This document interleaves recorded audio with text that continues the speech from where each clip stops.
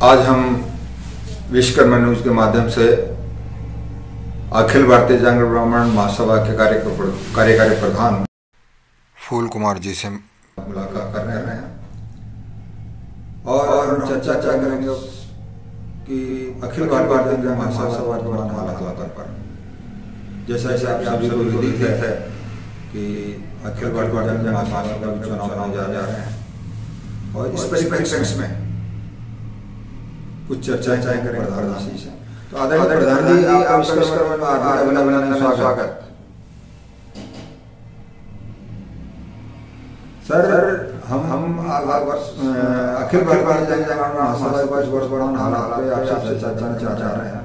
तो सर्वप्रथम मैं आपसे जानना चाहता हूँ वर्तमान स्थिति में आपकी क्या भूमिका है? देखो जी, सबसे पहले तो आदरणीय स्वर्गीय श्री नेमीचंद जी को मैं प्रणाम करता हूँ। वो बहुत ही नेक इंसान थे और उनकी नेक नीति देख करके मैं नेमीचंद जी के साथ जुड़ा था।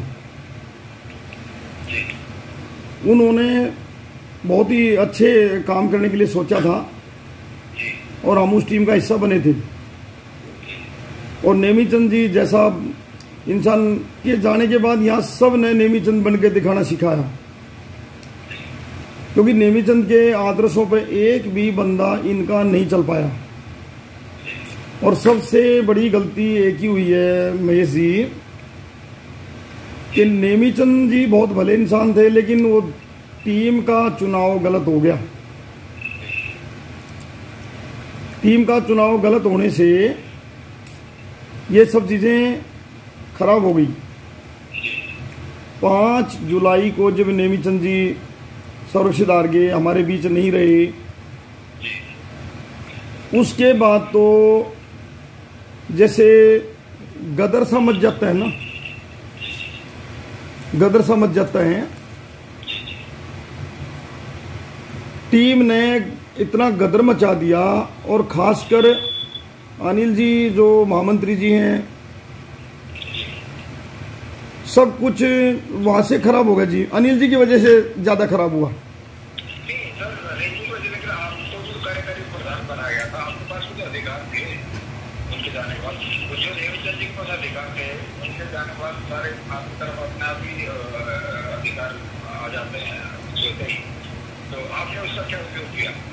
मैंने उपयोग ये किया कि भाई मेरा राइट बंदा था कि भाई समय पे चुनाव करा जाए। 6 मंथ के अंदर मेरा विजन वही था कि भाई अब देखो कुछ काम करने ही नहीं दिया। हर चीज में सबसे बड़ी अड़चन अनिल जी ही थे। ऐसा क्यों हुआ? आप उसी टीम का हिस्सा थे ना? हाँ जी, उसी टीम का हिस्सा थे आप? जी जी जी। उसी टीम का हिस्सा था तभी तो आपको बनाया गया। तो अचानक आपके यानी कार्यकारी प्रधान और महामंत्री जी, जैसा क्या कारण रहा जो आपने दूसरे को सपोर्ट नहीं किया? कारण साहब एक ही रहा कि मैं जो है सही रास्ते पे चल के 6 मंथ के अंदर अपनी जिम्मेदारी पूरी करना चाहता था। 6 मंथ के अंदर समाज को नया प्रधान देना अनिवार्य है। अब इन लोगों ने मेरे ऊपर इतना प्रेशर बना दिया कि आराम से बैठ, चुप बैठ। खासकर मैं फिर बोलूंगा अनिल जी और यादराम जी संगम विहार दिल्ली, इन दोनों ने तो इतना प्रेशर बना दिया कि पूछो मत। कि ये चाहते थे कि फूल कुमार जी आप चुप बैठिए, हम सब कुछ अपने आप देख लेंगे और हमने 3 साल एज इट इज निकालने हैं। अब संविधान चुनाव नहीं कराने, नहीं, चुनाव नहीं कराना चाहते थे और कह रहे थे हम लीगल वगैरह, ये भी मेरे एडवोकेट जानकार हैं, ये है वो है। इन लोगों ने मेरे पे प्रेशर बनाना स्टार्ट कर दिया 12 जुलाई से। खासकर यादराम जी और अनिल सांगिड जी जो कि अपने समाज के महामंत्री जी हैं। तो इन्होंने इतना प्रेशर बढ़ा दिया कि किसी भी तरीके से चुनाव नहीं, हम अपने आप देख लेंगे। वो चीज़ मुझे सही नहीं लगी, तो मैंने बोला भैया देखो चुनाव तो होंगे, बेटर है हम सारे बैठ के और चुनाव की तैयारी करें।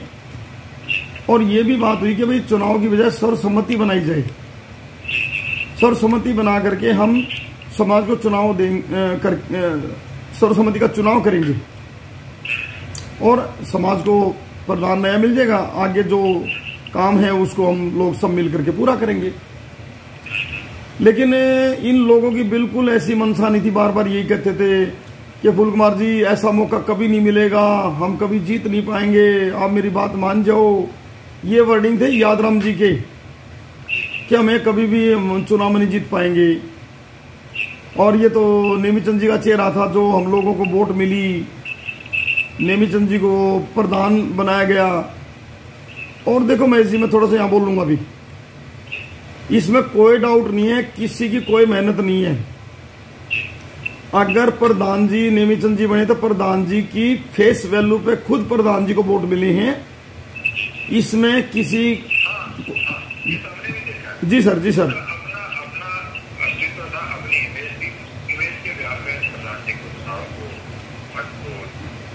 जी सर जी सर जी सर बिल्कुल अच्छी छवि थी। और नेमीचंद का जो चेहरा है, चेहरे को ही वोट मिली है। बाकी अगर मैं कार्यकारी प्रधान नेमीचंद बनाया तो उसका मतलब ये नहीं कि मेरे कारण नेमीचंद जीते हैं, ऐसा नहीं है।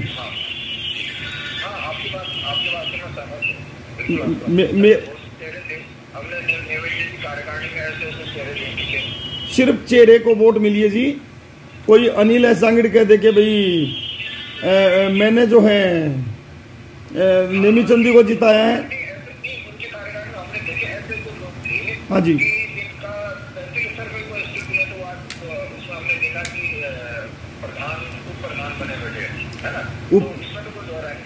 बिल्कुल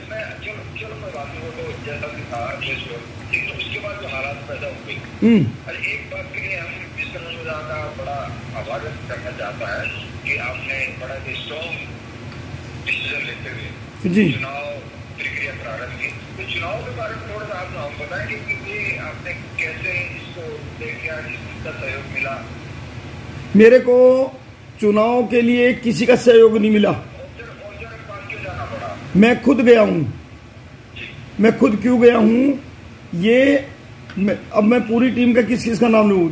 नेमीचंद जी की जो टीम थी ना जी, वहाँ नेमीचंद जी से बस एक ही भूल हो गई है, टीम को सिलेक्ट करने में बहुत बड़ी भूल हुई है। नेमीचंद जी अगर आज होते हमारे बीच में तो महेश जी चुनाव की नौबत तो वैसे नहीं आनी। कि जो आपने पूछा कि भाई आप ऑब्जर्व क्यों ले, आपने ये पूछा मेरे से। देखो 29 अगस्त को डॉक्टर शेर सिंह जी ने गुड़गांव में मीटिंग की, जिसमें सभी प्रदेश अध्यक्ष वहां पे मौजूद थे। सभी प्रदेश अध्यक्षों के बीच में ये तय हुआ कि भी चुनाव तो सही समय पर ही होंगे।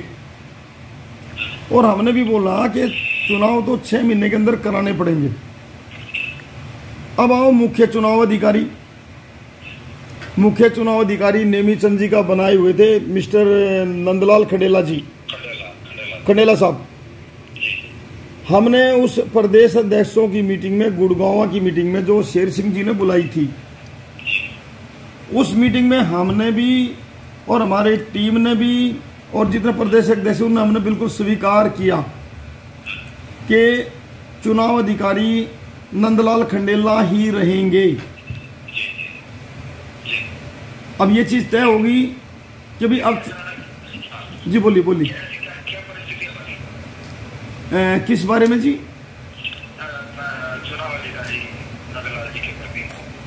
देखिए हमारी तरफ से कोई बदलाव नहीं हुआ। अब ये थोड़ी सी बात लंबी हो जाएगी, मैंने थोड़ी सी डिटेल में बतानी पड़ेगी आपको। नहीं शॉर्ट में फिर मैं अपनी बात पूरी नहीं कर पाऊंगा, पूरी ब्रीफिंग करूंगा मैं। नंदलाल जी को हमने मुख्य चुनाव अधिकारी मान भी लिया और मानना भी पड़ेगा और मानना भी। बोलो साहब। ये आपकी जो बात है पूरा जागृत ब्राह्मण समाज जी देखिए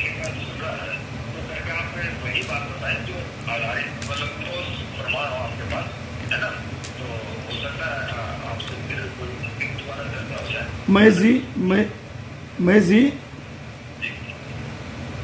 मुझे घुमा फिरा के बातें नहीं आती। मैं जितनी मेरे दिमाग में है मैं सीधी सीधी अपने मन से बोल रहा हूँ, और जो मेरे साथ बीती, जो इन्होंने बिताई।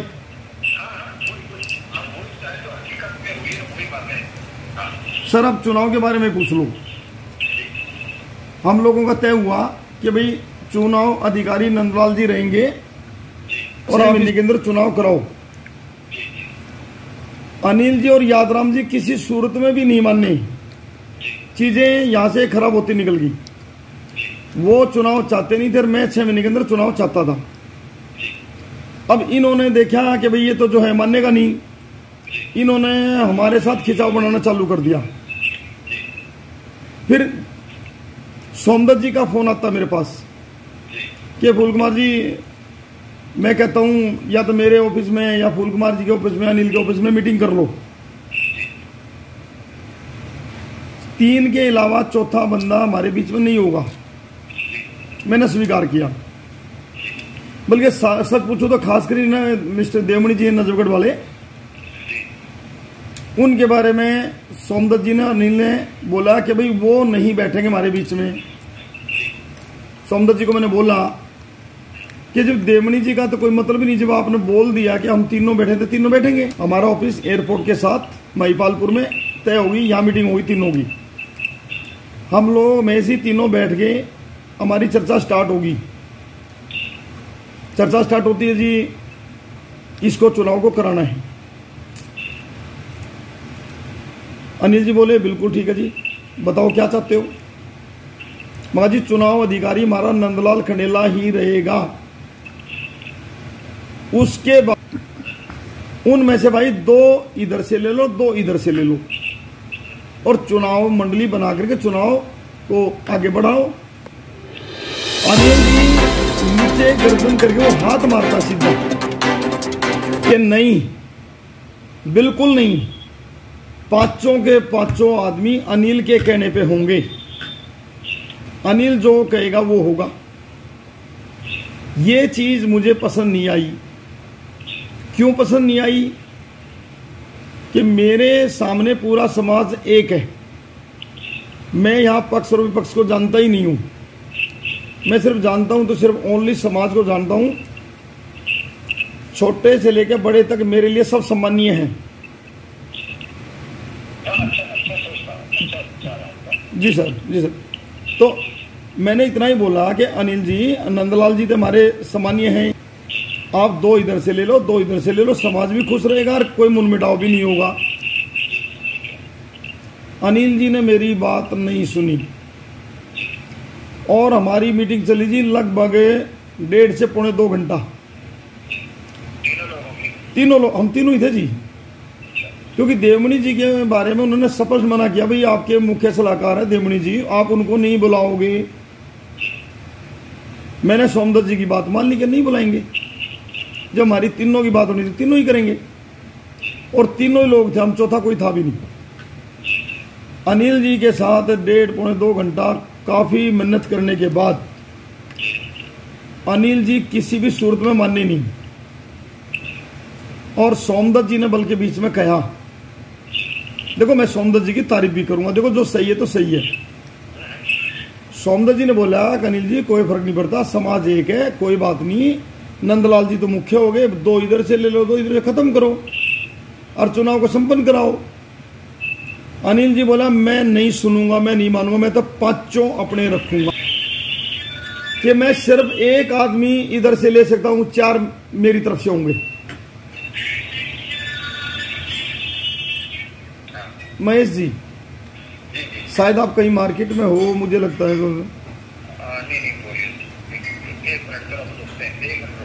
हाँ जी जी जी। तो सॉरी क्या बोल रहा था मैं आपको? मैं देखो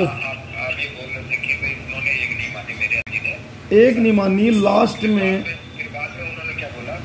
में बोला अगर आप ज्यादा करोगे नहीं मानते तो मैं 1 बंदा इधर से ले सकता हूं दूसरी तरफ से। 1 में और 2 में क्या फर्क पड़ेगा? अगर नहीं बस, और वो भी मैं क्यों ले रहा हूं वो मैं क्यों ले रहा हूँ कि एक आदमी किसी की डेथ हो गई थी, वो शायद मैं नहीं जानता, मुझे मालूम नहीं है। अब सोमदत्त जी ने फिर बोला अनिल जी इस बात को निपटा लो, एक की बजाय दो हो जाए, क्या फर्क पड़ता, दो इधर से दो इधर से। बाकी नंदलाल जी फिर ये पूरे समाज में किसी को भी कुछ भी बनाए, जहां जिसकी ड्यूटी लगानी लगाए। इन्होंने जी फिर हाथ घुमा के मेरे सामने बोला कि नहीं नहीं बिल्कुल नहीं, मैं किसी सूरत नहीं मानूंगा, एक आदमी ले सकता हूं बस दूसरी तरफ से, ठीक है। तो वो चीज नहीं मानी। मैंने पूछा कि भाई क्या इस मीटिंग को आज 0-0 समझे? अनिल जी ने एक सेकंड नहीं लगा, बिल्कुल 0-0 समझो।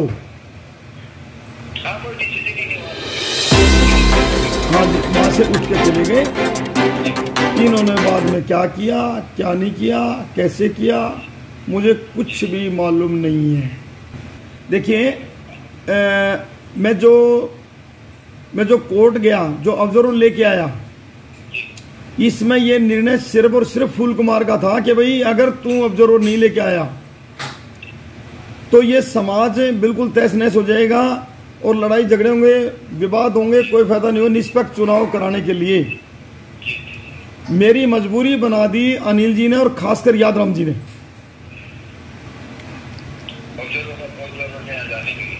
हाँ जी, इसलिए मैं वहां गया। इन लोगों ने ही मेरे को कोर्ट का रास्ता दिखाया,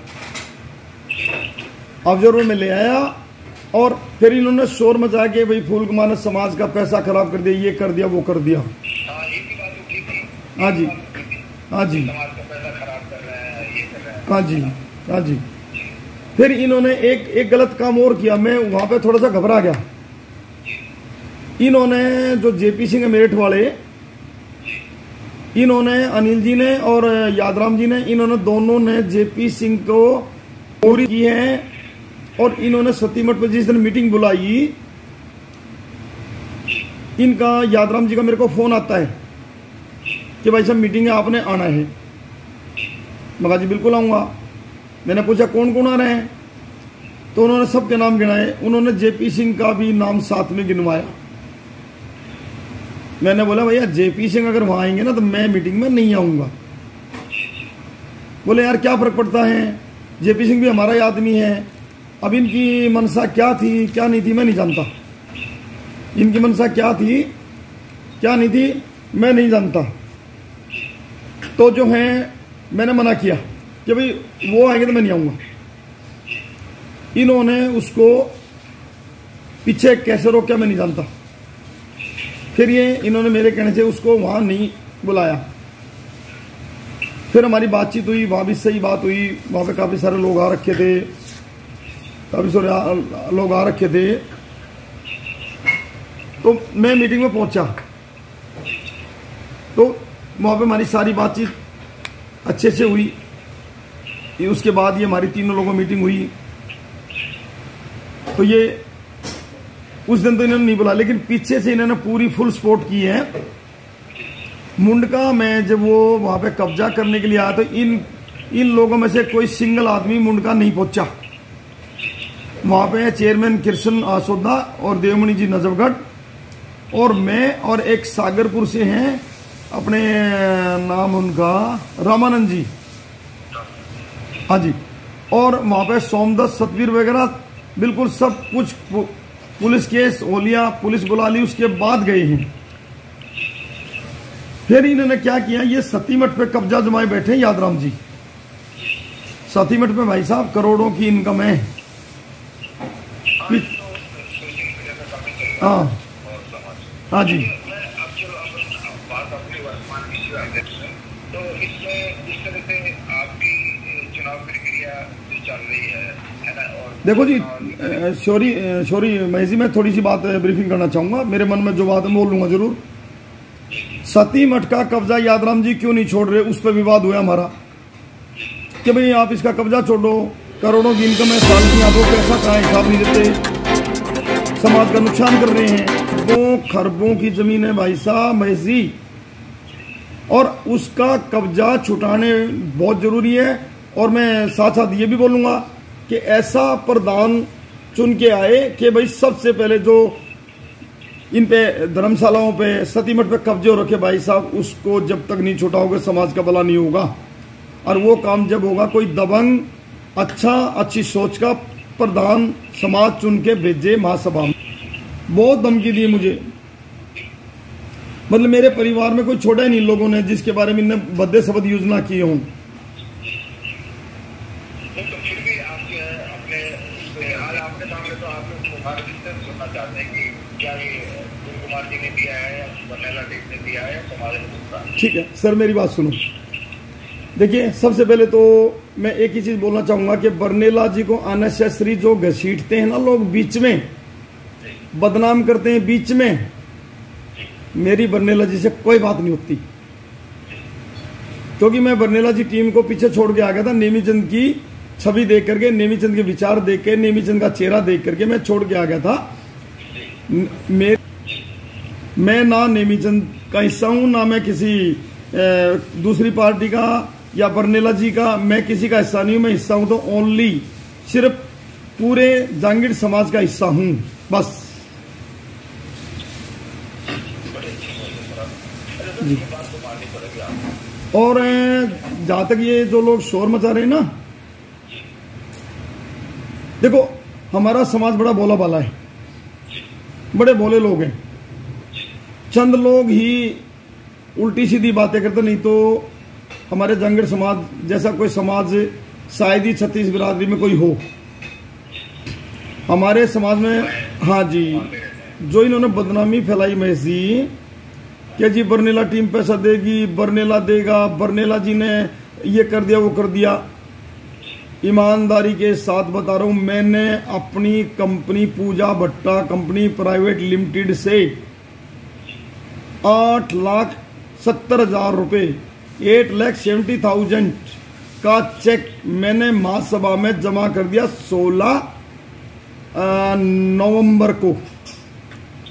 16 नवंबर को आप महासभा की स्टेटमेंट मंगवा लो, उसमें सब कुछ दिखेगा। भाई मैं चंदा किस बात का लूं? ओनली फूल कुमार का। मैंने सोच लिया था ये समाज बचना चाहिए, मुझे पैसे की परवाह नहीं। पैसा मैं दूंगा, समाज का एक छोटी 5 पैसे भी मैं खर्च नहीं होने दूंगा। मैंने अपने घर से दिया जी, अपनी फर्म से दिया जी। महामंत्री का ना तो कभी सहयोग मिला और ना मिलेगा। अगर मुझे सहयोग मिलता तो ये ऑब्जर्वर नहीं आता। ऑब्जर्वर लाने का आने का कारण ही महामंत्री हैं और साथ में यादराम जी हैं। यादराम जी ने सलाह दी कि लीगल को मैं देखूंगा और ये चुनाव होने नहीं देना, 3 साल निकालेंगे। मैंने बोल दिया भैया एज पर संविधान 6 मंथ के अंदर मैं चुनाव चाहता हूं। ये चुनाव नहीं चाहते थे, झगड़ा इसी बात का था। अगर मैं ऑब्जर्वर नहीं लगता तो ये चुनाव भी नहीं होता। बोलो बोलो। महामंत्री और कार्यकारी प्रधान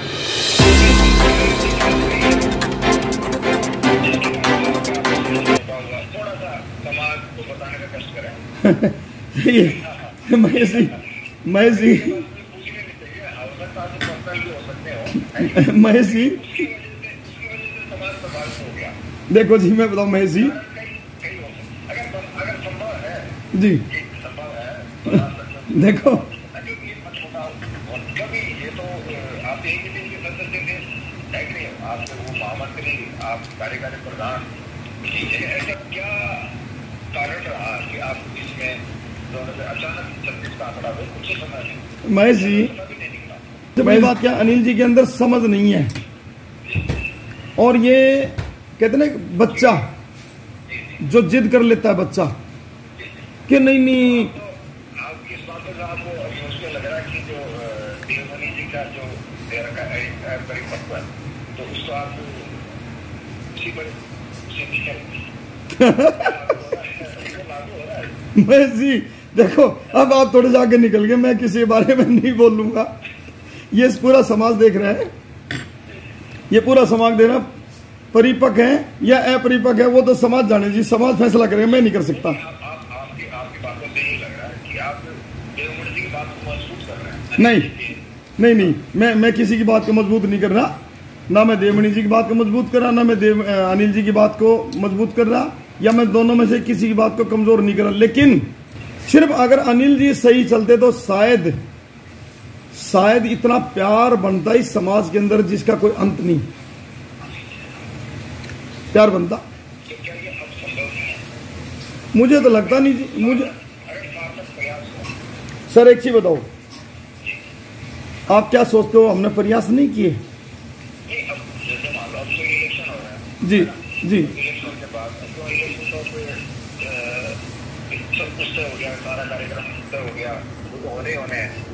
अगर उसके बाद अगर समन्वय बनाए जाए और समाज को जो है उच्च स्तर पर ले जाना चाहे तो मेरे ख्याल से कोई दिक्कत नहीं है। एक ही सहयोग करते हैं तो एक आवाज तो उनका क्या होता है सर कि आज मैं हो चाहे आप हो, गलती का आवाज तो उससे होता है अपने आप को भले बताओ नहीं, लेकिन अब मन में तो आवाज हो जाता है कि गलती आपने से पाओगे जी, गलती है ना मनुष्य का स्वाभाविक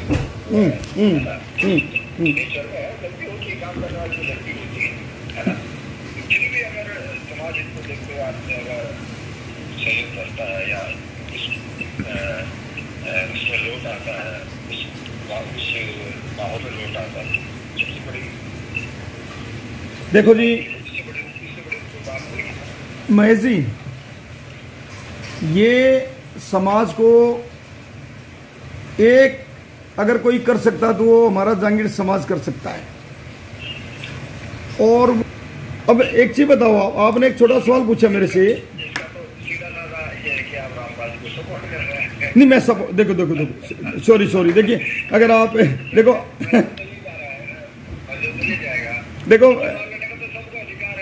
महेश जी देखो, आप पत्रकार हो, आप घुमा फिरा के बातें पूछो नहीं मैं देखिए मैंने सपोर्ट नहीं की, मैंने ये बोला है अनुभव के बारे में बोला है, अनुभव है। और फिर भी देखिए ये निर्णय सर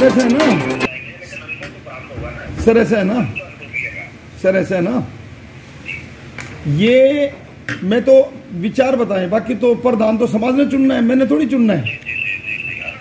समाज अगर सत्यनारायण जी को भी चुने तो मेरा प्रधान, किशनलाल जी को महेंद्र जी को चुने तो मेरा प्रधान, रामपाल जी को चुने तो मेरा प्रधान। नहीं मैं आपसे इजाजत लेकर के बोलना चाहूंगा, अगर आप इजाजत दे तो आप अगर यस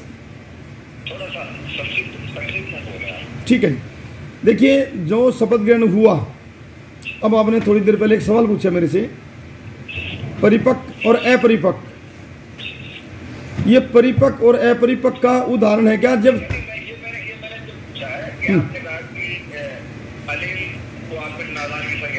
हाँ बिल्कुल दी, और है भी दी नादान। मैं उदाहरण देता हूँ 14 फरवरी को शपथ ग्रहण में यादराम जी का कॉलर किसने पकड़ा? अनिल जी ने पकड़ा, स्टेज पे पकड़ा। और आज जब जिस आदमी का कॉलर पकड़ा यादराम जी का, तो आज उसी बंदे में क्या खासियत थी जो दोनों मिलकर के समाज को खराब करने पुत्र के ऑब्जर्वर लाने के लिए मजबूर कर दिया। दूसरा अपने जयपुर के हैं, नाम भूल गया, जो वीडियो का काम करते हैं, मेघराज जी के साथ झगड़ा दबा के किया स्टेज पे। गुजरात प्रदेश अध्यक्ष मोहन जी का भी उसी दिन गला पकड़ा अनिल ने। क्यों भाई? अनिल ही बहुत समझदार है, अनिल ही सर्वसर्वा समाज का। ऐसे कर्म किए तो हम बीच में समाज के प्रोग्राम को छोड़ के आगे थे हम जी। महेश जी जब हमने ये हरकतें वहां देखी तो हम 3:30 बजे के आसपास प्रोग्राम को बीच में छोड़ के आ गए थे, प्रोग्राम को। हम नेमीचंद जी ने फिर हमारे को जबरन रोका भी, ठीक है ना, लेकिन चलो नेमीचंद जी कहने हम दोबारा फिर बैठ गए। 10 मिनट पीछे अनिल जी ने वही फिर हरकतें की, फिर हमने वहां से उठ के आना पड़ा। जी जीत जाता है, तो उसके बारे में समाज से क्या अपील करना चाहते हैं? समाज से ये अपील करना चाहते हैं कि जिसको भी चुनाव में जिता के लाए उसको अपने जो है वो अपने वादे पूरे करें और समाज को आगे बढ़ाए, समाज का भला करें, एजुकेशन में आगे बढ़े, सही काम करें, किसी के दबाव में रह के काम ना करें।